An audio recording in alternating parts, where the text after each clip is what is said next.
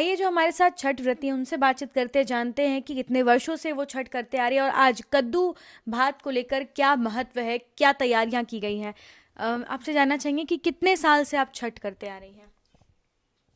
हाँ तो 20 साल से ज़्यादा ही से कर रहे हैं। 20 साल ज़्यादा से कर रही हैं। हाँ। कितना कुछ क्या क्या तैयारी की जाती है छठ में? छठ में तो बहुत तैयारी, सूप दौरा, फल फूल, चावल गेहूँ। लोग कहते हैं कि इसमें साफ सफाई का काफी विशेष ध्यान रखा जाता है। छठ तो सबसे एहन महान पर्व छै जे बहुत नेम निष्ठा से आदमी करे छी।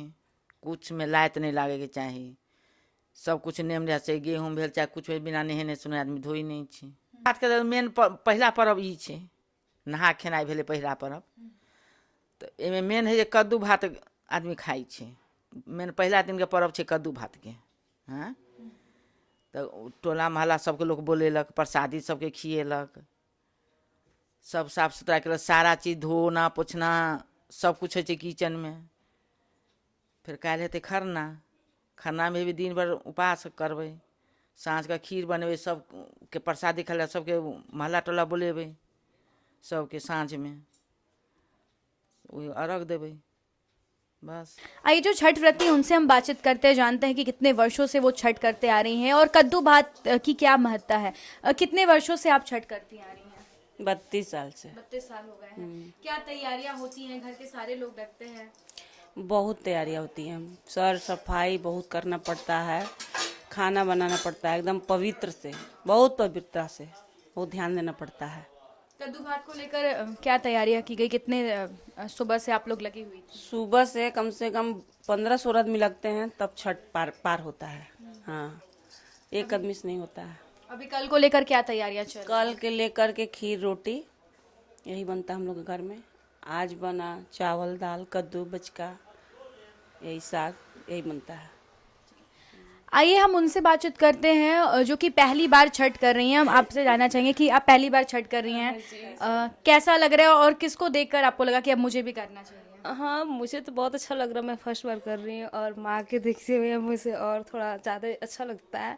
तो माँ तो इतने साल से, मैं तो 3 साल से देख रही हूँ कि हाँ ऐसे होता है, ऐसे मेरे मम्मी पापा भी करते हैं, तो इसीलिए मैं भी इस बार कर रही हूँ। माँ तो बोल रही है कि मत करो, पर बोल रही थी कि ठीक है हो जाएगा मेरे से। ये कहा जाता है कि छठी मैया से जो भी मनोकामना मांगी जाती है वो पूरी होती है, तो ऐसी कोई मनोकामना आपने मांगी है? है, मनोकामना है पर मैं बता नहीं सकती हूँ, पर है। हाँ है। हम बता दें, बाबू हो जाए उसी का मनोकामना है कि बाबू हो जाए तो गोद में लेकर के घाट की तरह जाएंगे हम लोग, और सब फैमिली स्वस्थ रहे, अपना परिवार हिते नाते सब स्वस्थ रहे। और शादी हो रहा है, उनका भी छठी मैया से मांगना है कि माँ खूब बढ़िया दोनों का जोड़ी रहे, इन दोनों का जोड़ी रहे, सब परिवार फलते फूलते रहे, सब मामनी जी भी खुश रहे। तो वही आपको बता दें कि छठ तो ऐसे परिवार में 1 से 2 सदस्य करते हैं, लेकिन इस पर्व में बाकी जो परिवार के लोग हैं वो काफ़ी ज़्यादा एक्टिव रहते हैं, उनकी इन्वॉल्वमेंट काफ़ी ज़्यादा रहती है। आप हर वर्ष आती हैं, इन लोगों ने बताया कि आप व्रत नहीं करती लेकिन बाकी सारे काम आप करती हैं, तो क्या तैयारियां की जाती है? कितना तैयारी यहाँ पर? पहला दिन तो लौका भात बनता है ना, फिर जब खावा लेती हैं लोग भाभी लोग, तो फिर शाम में मार्केट जाती हैं कल का कुछ सामान लाने के लिए, फिर कल की रोटी बनेगा, फिर परसों पहला अर्घ, फिर उसके बाद पारण हो जाता है। तो 4 दिन तो सब लोग अस्त व्यस्त रहते हैं। हम भी आते हैं, भाभी छठ करती हैं और अभी इस बार भतीजी भी कर रही है, तो यही सब है। कितने वर्षों से आप आ रही हैं? मेरी शादी का तो 20 साल हो गए और हम शादी से पहले से इनके साथ में रहते हैं और काम करते हैं इनके साथ मिलके। कैसा लगता है? बहुत अच्छा लगता है, बहुत बहुत सुकून आता है एकदम। साक्षात माँ भगवान लोग धरती पे आते हैं और सब कुछ पूरा करते रहते हैं। लोक आस्था के महापर्व छठ का आगाज हो गया है। आज नहाय खाए के साथ आज सुबह से ही तमाम छठ व्रतियों के घर में कद्दू भात सुबह से बनाए जा रहे हैं और उसके बाद अपने आसपास के अपने जो परिवार के लोग हैं, सगे संबंधी, सबको बुलाकर प्रसाद खिलाया जा रहा है। क्या है इस पर्व को लेकर महत्ता, क्यों मनाया जाता है कद्दू भात? आइए हम विस्तार से बातचीत करते हैं। हमारे साथ यहाँ पर एक छठ व्रती मौजूद है, हम सीधा उनसे बातचीत करते हैं। आपसे जानना चाहेंगे कि आज से छठ की शुरुआत हो गई है कद्दू भात के साथ, क्या तैयारियां की जाती है? कितने दिनों पहले से इसको लेकर तैयारी की जाती है? देखिए, छठ पूजा जो है एक्चुअली में तो बिहार का फेस्टिवल है, लेकिन अभी ये ग्लोबलाइज्ड हो गया है। अभी लगभग हर जगह हम लोग लंदन में, अमेरिका में, हर जगह देख रहे हैं कि लोग इस पर्व को मना रहे हैं। बीच में क्या हुआ था, ये थोड़ा विलुप्त हो रहा था, लेकिन फिर जैसे कि हमारा हिंदू धर्म सनातन धर्म है, फिर से लोगों ने, सोशल मीडिया का बहुत बड़ा हाथ है इसमें, इस मतलब न्यू जनरेशन तक इसको पहुंचाने में, कि अब वो लोग भी इंटरेस्ट ले रहे हैं। और छठ का क्या है कि ये दिवाली के 6 दिन बाद मनाया जाता है। तो इसका नियम है कि जैसे कि आप मान लीजिए कि दिवाली के बाद अब छठ फेस्टिवल आने वाला है, तो ऐसा नहीं कि आप गेहूं खरीद लिए, सब कुछ कर लिए, नहीं। जब तक गोवर्धन पूजा नहीं होता तब तक छठ के गेहूं को हाथ नहीं लगा सकते हैं। यानी कि भैया दूज के बाद ही हम लोग शुरू करते हैं। ऐसे तो दिवाली में ऑलमोस्ट 90% सफाई हो जाता है, तो जो थोड़ा बहुत होता है वो हम लोग भैया दूज के बाद सफाई, मेन ये पवित्रता शुद्धता का पर्व है। तो ये एक्चुअली छठ से पहले, एक दिन पहले शुरू होता है, मतलब ये नहाय खाए जो होता है ये अगर देखा जाए तो ये सेकेंड डे है।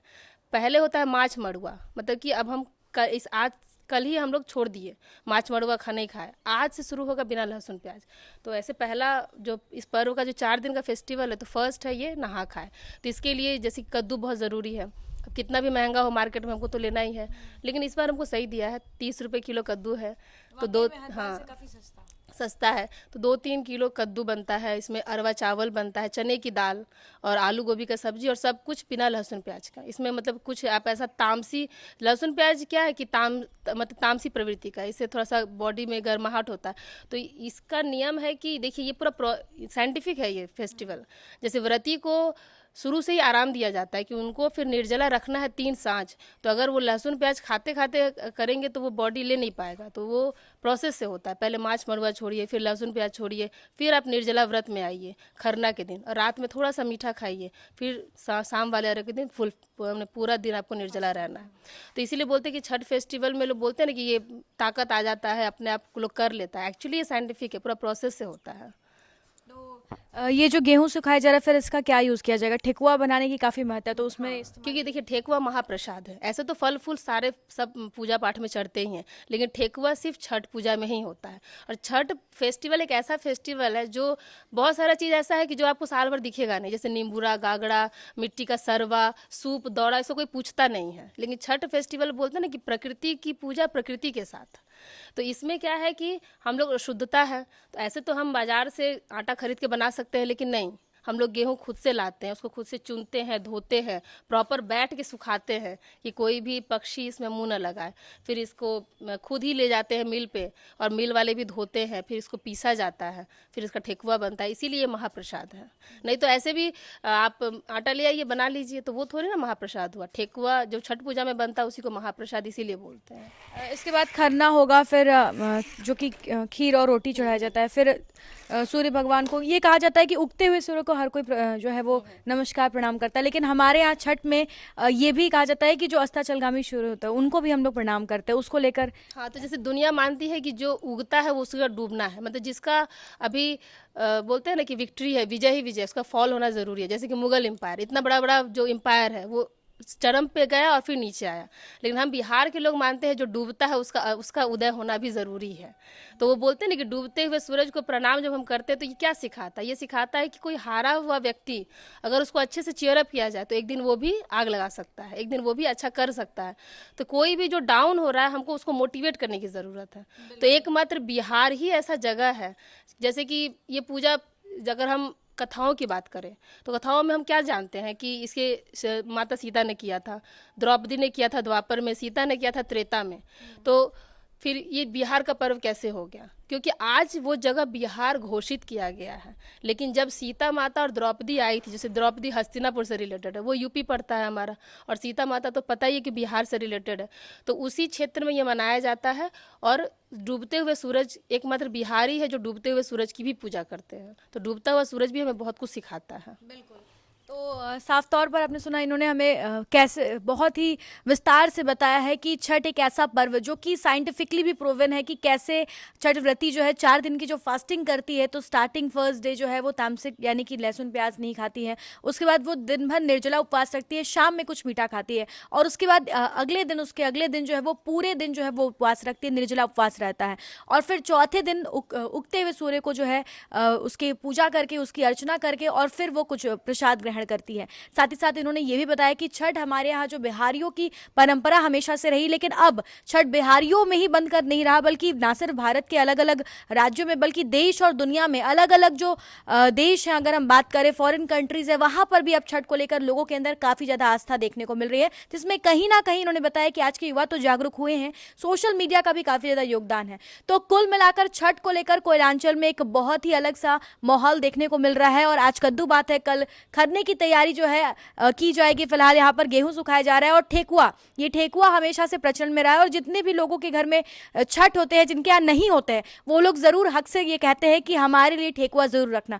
तो हम लगातार इस तरह के तमाम अपडेट्स आप तक पहुंचाते रहेंगे अपने सहयोगी संतोष के साथ। Shambhavi Singh, the news post, Dhanbad.